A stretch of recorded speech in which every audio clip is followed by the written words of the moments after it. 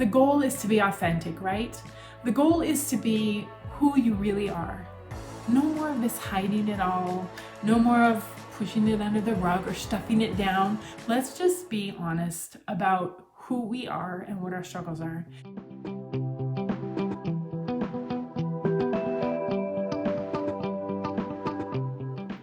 Hi, I'm Kimberly Bengali. Welcome to my channel, True Stature. It's the place to be to create a life you love, fueled by your personal truth. Do you ever find that it's hard to be your absolute authentic self?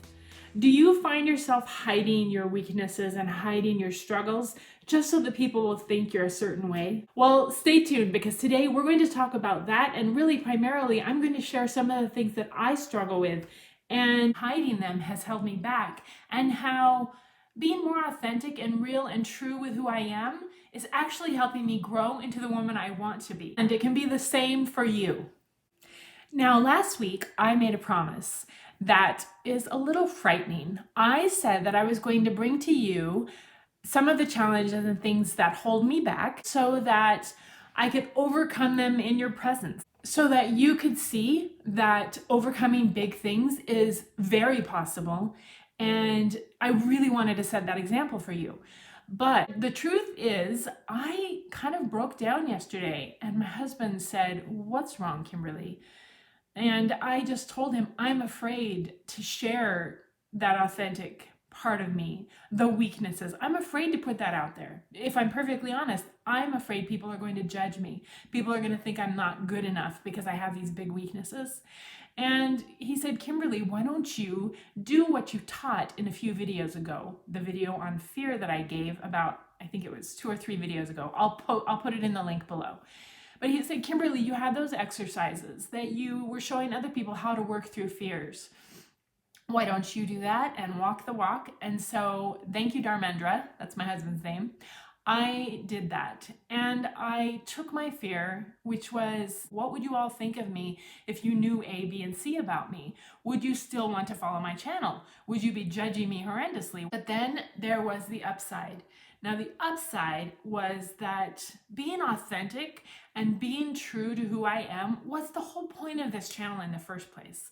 Being a woman who struggles with things and actually putting myself out there and sharing with you how I struggle, what I'm doing to overcome, was the whole point. That was the whole point. So my fears were not justified. I mean, they're scary, but the picture is much bigger than that. And so with all of that in mind, after I worked through the exercises that I was teaching about a few weeks ago, I came to find that absolutely it's worth it to share who I really am with you, to share those weaknesses, to show you the whole point of this channel is to grow together, right? And if we don't have weaknesses and challenges we're working through on a daily basis, we're not being real with each other, with ourselves. And how can we all grow together if there's nowhere to grow from? So, with that in mind, I am actually excited to share with you one of the biggest challenges I've struggled with all through my life. I struggle with a compulsion to eat for purposes other than health and nutrition.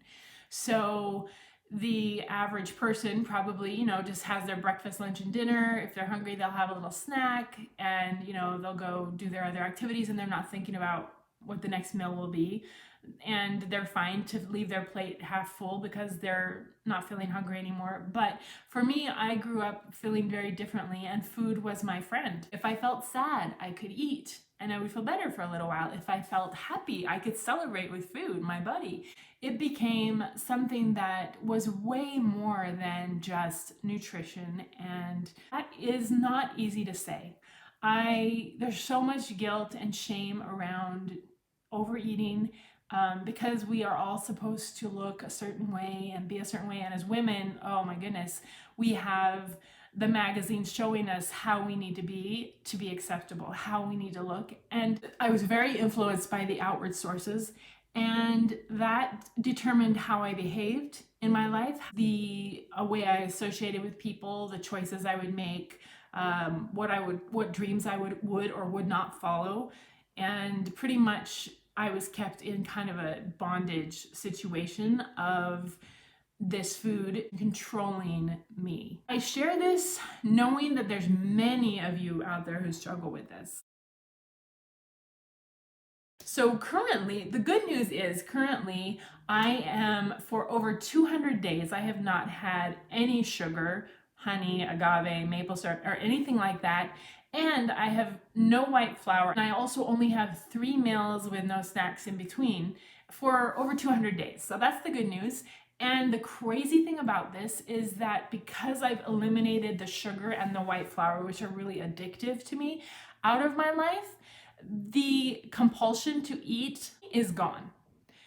There are times when I feel like, oh, I really wish I had a snack right now, but it's not that compulsion that like drives me to go get something. It's just, yeah, that would be nice, but I'm actually okay. So, and that has come about because I searched out opportunities for growth in this area, because I actually, I realized, yes, this is a real issue. I have a weaknesses here that I can't handle by myself. I've tried for years. I've tried every program, everything you can imagine. And I've done all of that thinking I've got to solve this problem by just eating right. And if I get skinny, I'll be perfectly fine and all that kind of stuff. Truth is, it was something that had to be tackled from the inside. And I actually found that out the hard way, because after I had 4 boys, there was a phase that I went through where I actually did become obsessed and compulsive with exercising and tracking food. And yes, I lost 60 pounds. I was super fit and completely unhappy. I spent morning at the gym and evening. I was away from my children who were young and wanted me and needed me, and I was not okay with that, but I was compulsively exercising.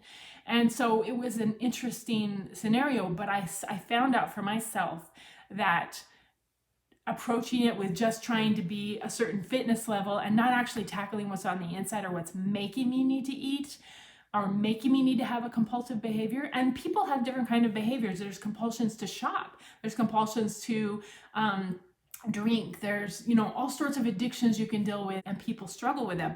Mine is the food. So the first and most important thing I had to do was to admit that I was powerless in this area, that I had tried everything else, and I was always led back to the same problem and in that same prison of compulsion.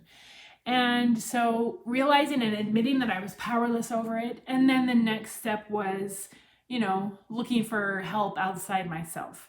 And that's what I did. I found personally, and there's lots of options for different things like this, whatever weaknesses you struggle with. And even if it's not like an addiction, but your weakness might be that you just let fear govern your life so you don't do the things you know you want to do. There's a myriad of things that could be your weakness.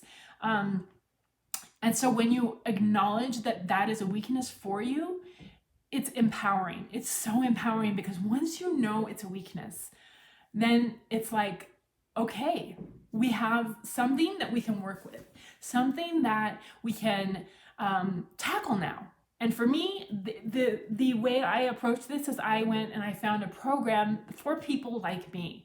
And there's, like I said, there's all sorts of different options available out there for whatever your situation is. And for me, I found a program and a group of people who struggle with the same thing I struggle with. And they have a workable system, an actual system, steps of recovery that help me work through the compulsion to eat, why I have it. It's amazing as I'm going through these different steps and the things I'm doing as I'm learning about myself, that compulsion truly is leaving me, because I'm healing on the inside. And that can be done with anything that holds you back. So, and this is an ongoing thing. I am not at my ideal weight yet. I am not at my ideal fitness level yet. And those are things that I really strive for. And those matter to me for a lot of reasons. I want to be healthy for my children. I want to set an example. I want to be vital and energetic and enthusiastic about life, and not worry about how am I going to look in this outfit, or what are they going to think of me if I look fat, or, all that stuff is so last year. But seriously, I'm going to keep you posted. You're going to be seeing it. You'll be able to tell how I'm doing just by looking at me. Do I look healthy? Do I look better than I did last week? I told you the main steps I'm doing right now. I'm working through this program. I'm turning in my food to somebody every morning, and writing out what I'll eat ahead of time. And if I make a change, I make it within some guidelines. Trying to find that happy medium place and the right healthy spot for me is where I'm working on right now. Now that is, like I said, one of my weaknesses.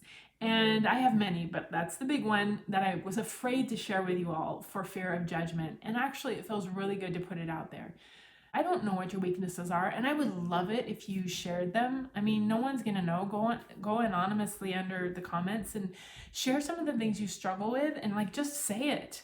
Say it out there, put it out there, because once you acknowledge it, that's empowering. Like I said before, it's empowering. Now, as far as tackling our weaknesses and struggles and finding ways to measure progress, for me in this particular scenario, I'll be honest with you, I will not be getting on the scale. I have learned through years of being compulsive about my weight that getting on a scale is actually damaging and adds to my compulsion. But I have found other ways to measure my success, which I can share with you.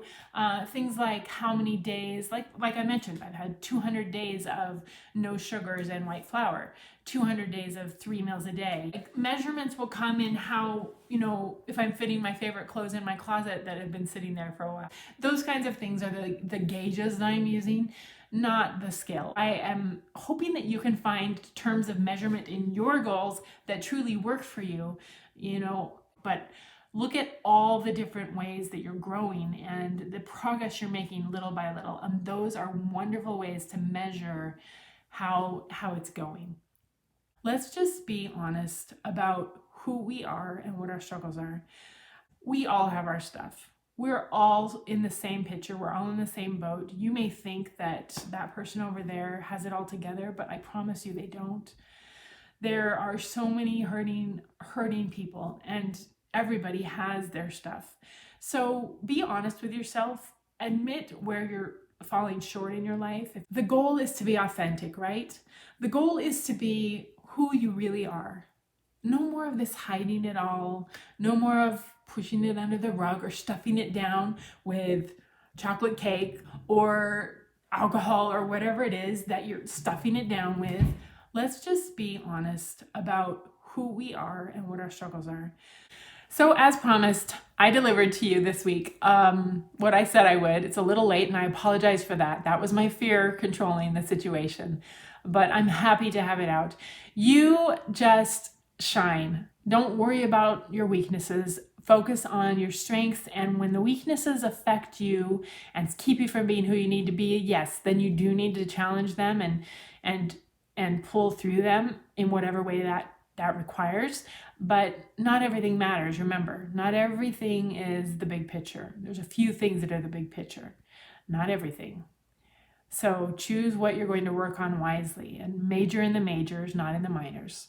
Focus on the best and the most wonderful things in your life, and take some time to look at where your weaknesses are, and don't be afraid to challenge those weaknesses. Don't be afraid to tell people, I have this problem and I need help. It's totally okay. It's totally okay. It's more than okay. It's empowering. If you like what you saw, subscribe, share, thumbs up, and I will see you soon.